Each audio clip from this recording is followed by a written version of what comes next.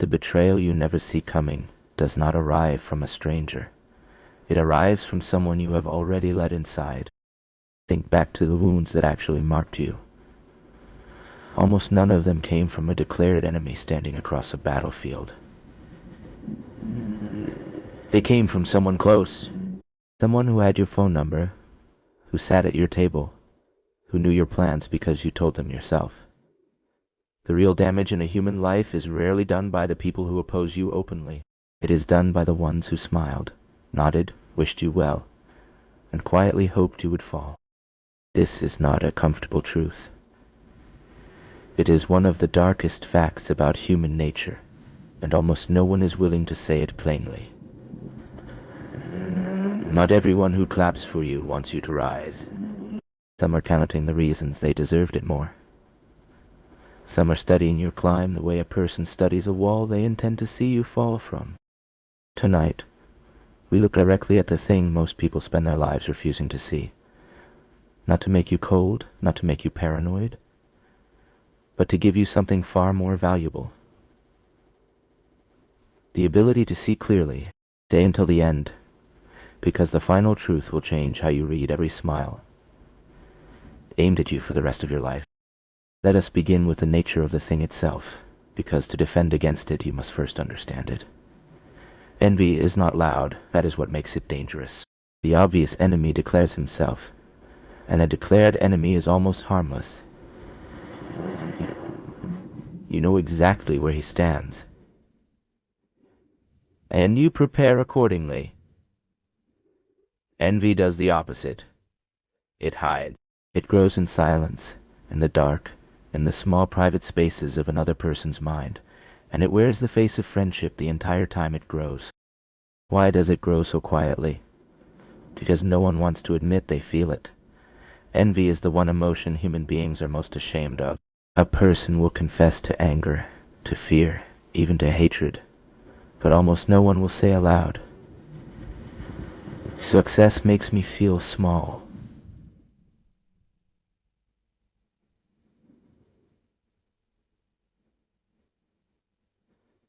So the feeling goes underground. It is never spoken, never examined, never released, and what is never released does not disappear. It ferments.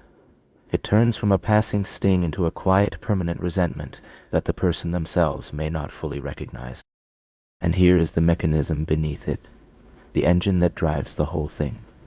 Comparison. The human mind does not measure its worth in absolute terms. It measures relatively against the people nearby. This is why your success rarely disturbs a stranger on the other side of the world, but can quietly unsettle the friend sitting beside you.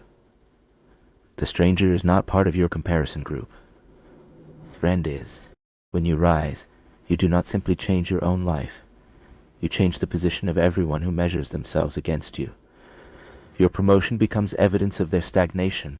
Your discipline becomes an accusation against their comfort. You did nothing to them, but in the private arithmetic of their mind, your ascent subtracted something from their standing, and that subtraction registers as a threat. This is the part almost no one understands, and it is the key to everything that follows. A person can admire you and resent you at the same time. These are not opposites. They live together easily, in the same heart. The very qualities that make someone admire you, your success, your discipline, your rise, are the same qualities that make them feel diminished by comparison. The admiration is real, and so is the resentment. They are two sides of a single reaction to the same fact. You have something they wanted, and watching you have it costs them something. The person who compliments your achievement may mean every word, and may also, in a quieter chamber of themselves, be waiting for it to collapse. Machiavelli would recognize this pattern instantly, because he spent his life observing power at close range, in courts where a man's rise made enemies of the very people who dined with him. Machiavelli understood that power does not exist in isolation. It exists, and every increase in one person's standing is felt as a decrease in someone else's. He watched how the successful gathered silent competitors simply by being successful, how a man could make enemies without a single hostile act, purely by rising in a world where others believed the heights were scarce. In the spirit of Machiavelli, the lesson is not that people are evil. It is that people are positional. They do not only want to do well, they want to do well relative to those around them, and your doing well can feel, to them, like they're doing worse. This is why success creates hidden enemies without the successful person ever intending harm. You are not required to wrong anyone. You are not required to boast, or to compete, or to take anything from anyone. Your rise alone is enough. To the person quietly measuring themselves against you, your progress is a provocation, even when you meant it as nothing at all. This is the strange and lonely price of ascent that no one warned you about. The higher you climb, the more you become a mirror in which others see everything they have not done. And people do not always love the mirror that shows them the truth. Sometimes they resent it, sometimes they wish, quietly, for it to break. Now, let us bring this out of the abstract and into the rooms where you actually live, because this pattern is not theory. It's happening around you right now, in forms you may have felt but never named. In the workplace it wears the mask of collegiality. The co-worker who praises your project in the meeting and subtly undermines it afterward. The colleague who asks warmly about your ambitions, not to support them, but to gauge whether you are pulling ahead. Offices are among the purest environments for hidden competition, because everyone is measured on the same scale, for the same rewards, and every promotion given to one is a promotion denied to another. The smile across the desk is often sincere and strategic at once. In business, it sharpens further. The partner who agrees with everything until the moment his interests diverge from yours. The contact who wants to know your numbers, your plans, your next move. Framed as curiosity, functioning as reconnaissance. Ambition gathers around ambition, and all it wishes you well. In friendships, it is most painful, because friendship is where we lower our guard entirely. The friend who is wonderful in your difficulty and strangely distant in your triumph. Notice this pattern, because it reveals more than almost anything else. Some people can love you in your struggle, and cannot bear you in your success. Your hardship kept you at their level or below it. Your rise moved you above. The support that was genuine when you were down can quietly curdle when you begin to climb. In family, it is the most hidden of all, because we are taught that family is the one place immune to this. Often, it is not. Old roles run deep, the sibling you were compared to, the relative who needs you to remain who you were. A family's silent hierarchy can be disturbed by one member rising, and the resistance that follows does not always announce itself as envy. It disguises itself as concern, as advice, as worry for your well-being. Not always, but more often than the comfortable story admits. On social media, the entire architecture amplifies the mechanism. Every life is now displayed, which means every life is now available for comparison, at all hours, without limit. The applause is public and the resentment is private, and the platforms convert the whole thing into numbers. The person who likes your post may be genuinely happy for you, or may be studying your highlight reel against their ordinary Tuesday and feeling the familiar quiet ache. You cannot tell from the notification. That is precisely the point, and it follows every form of rising. In fitness, your transformation becomes a silent accusation to those who abandoned theirs, and the discouragement arrives disguised as concern. You're taking it too far. You looked fine before. In money, wealth changes how you are seen faster than almost anything, drawing requests, recalculations, and a resentment that hides behind congratulation. In relationships, a happy partnership can unsettle those whose own is failing, and the couple who seems to have found something real often attracts a subtle campaign of doubt from those who have not. Everywhere the pattern holds. The higher you rise, the more mirrors you become, and the more people must decide what to do with what they see in you. So we arrive at the deeper psychology, The questions beneath the examples. Why does fake support exist at all? Why would anyone perform an encouragement they do not feel? Because fake support solves a problem for the person offering it. It lets them stay close enough to monitor you without revealing their true feeling. It protects their image. To withhold congratulation openly would expose their envy, and envy is shameful, so they mask it in warmth, and it preserves access. The person who quietly resents your rise still wants a seat near it, because proximity to your success flatters them, and because from close range they can see everything, including one day your fall. The applause is a ticket. It buys them a place in the room. And why do people secretly enjoy watching others fail? The darkest question, and it deserves an honest answer rather than a comfortable one. When someone who made you feel small stumbles, the comparison that once wounded you reverses. Their fall restores your position. Their failure returns to you the standing their success had taken. It is not that these people are monsters. Most are ordinary, and would be horrified to see this named in themselves. It is that the relief of a restored comparison is real, and the human mind reaches for relief. This is why bad news about the fortunate travels so fast, why the fall of the admired is discussed with such quiet energy. The failure of someone who made others feel behind is experienced, privately, as a kind of justice. And why does jealousy hide behind politeness so perfectly? Because politeness is the ideal disguise. It requires nothing to be revealed. A person can smile, congratulate, say all the right words, and betray not a flicker of what moves beneath. Politeness is the mask that fits every face, and the envious wear it most carefully of all, because they, more than anyone, need to be sure the true feeling never shows. The warmer the performance sometimes, the more there is to hide. Now, this is the moment where most people take the wrong lesson. They hear all of this, and they curdle. They decide that everyone is an enemy, that no support is real, that trust is foolishness. That reaction is not wisdom. It is a wound pretending to be insight, and it will cost you every genuine relationship in your life, because the truth is that real support exists too. Loyal people. People who celebrate your rise without a shadow of resentment. People whose warmth is exactly what it appears to be. To lose them through paranoia is to let the envious win without lifting a finger. So hear the practical wisdom carefully, because the goal is not suspicion.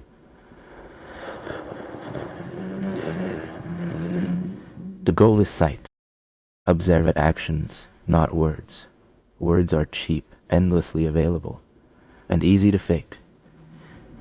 Anyone can say they are happy for you. Behavior is the evidence that cannot be counterfeited for long. Watch what people do when your success requires something of them. A moment of genuine gladness, a small sacrifice, a chance to help. The mouth performs, the actions confess. Trust consistency above all. A single warm moment proves nothing. Anyone can rise to one occasion. What reveals a person is the pattern, how they treat you across time, in your victories and your defeats alike. The friend who is steady, whether you are up or down, is showing you something real. The one whose warmth rises and falls in perfect inverse proportion to your fortunes is showing you something too. Share your success carefully. You do not owe everyone the full picture of your rise. There is no dishonesty in discretion. The instinct to broadcast every win invites comparison you do not need, and hands the envious exactly the material they use. Let your closest, most proven people share fully in your joy. Let the wider world learn less. Protect your private goals most of all. What is still forming is most fragile, and an ambition spoken too early to the wrong ears meets doubt, discouragement, and quiet interference before it has the strength to withstand them. Move first, speak after. Let some things be discovered rather than announced. Notice the shifts in energy. This is subtler than watching actions, and often earlier. When you share good news, feel the temperature of the response. The genuine ally warm. Something in the envious cools, however briefly, before the polite words arrive. A flicker, a pause, a smile that reaches the mouth, but not the eyes. You will feel it before you can prove it. Learn to trust that feeling without acting on it rashly. And never assume applause means loyalty. This is the sentence to carry with you. The clap is not a contract. The congratulation is not a covenant. Support shown in the easy moment tells you nothing about the hard one. Loyalty is proven only when it costs something, and most applause costs nothing at all. But hold this last principle above every other, because without it the rest becomes poison. Do not become paranoid. Become observant. There is a vast difference, and your entire quality of life depends on which one you choose.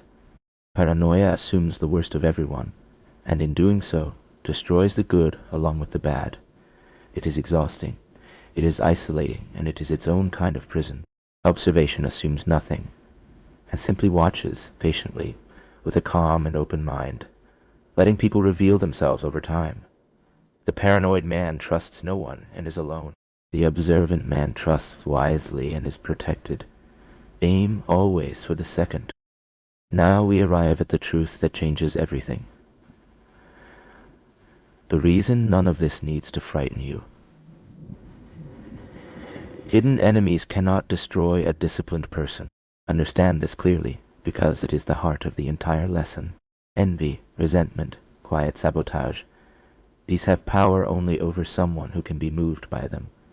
Someone who needs the envious person's approval, who is destabilized by their coolness, who alters his course to win back their warmth. To the person who has built himself on his own foundation, whose sense of worth does not hang on the reactions of those around him, the hidden enemy is almost powerless. They can wish, they can resent, they can wait for the fall, but they cannot cause it, because the disciplined person does not hand them the tools. This is why emotional intelligence is the strongest protection a human being can possess. Stronger than suspicion, stronger than defensiveness, stronger than any wall. The emotionally intelligent person sees the envy without being wounded by it. He reads the false smile without needing to expose it.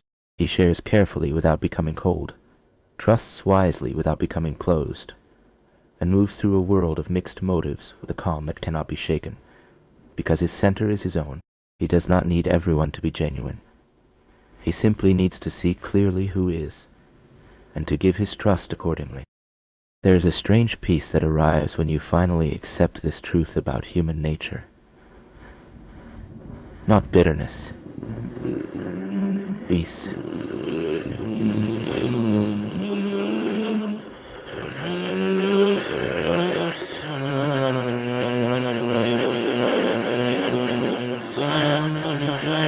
Once you understand that your rise will unsettle certain people no matter what you do, you stop shrinking yourself to keep them comfortable. You let the envious envy. You let the mirror show them what it shows them. And you keep climbing, not cruelly, not to provoke, but because dimming your own light to soothe someone else's resentment was never a kindness. It was only a slower way of failing. So carry this forward and carry it without fear. See the smiles clearly, the real ones, and the ones that are protecting something underneath. Value the loyal ones more, now that you know how rare they are. Guard your private world, share your success with wisdom, watch the actions and trust the patterns, and build yourself so completely on your own foundation that no hidden enemy, however close they sit, however warmly they smile, can reach the place where your peace is kept. Because in the end, the people who quietly wish for your failure are only dangerous to the person who needs their approval to continue. Remove that need, and their resentment becomes what it always secretly was, powerless. They can stand beside you and wish. You can stand beside them and rise. If this lesson spoke to you, stay with the Machiavellian mind, because not every enemy stands in front of you. Some smile while standing beside you.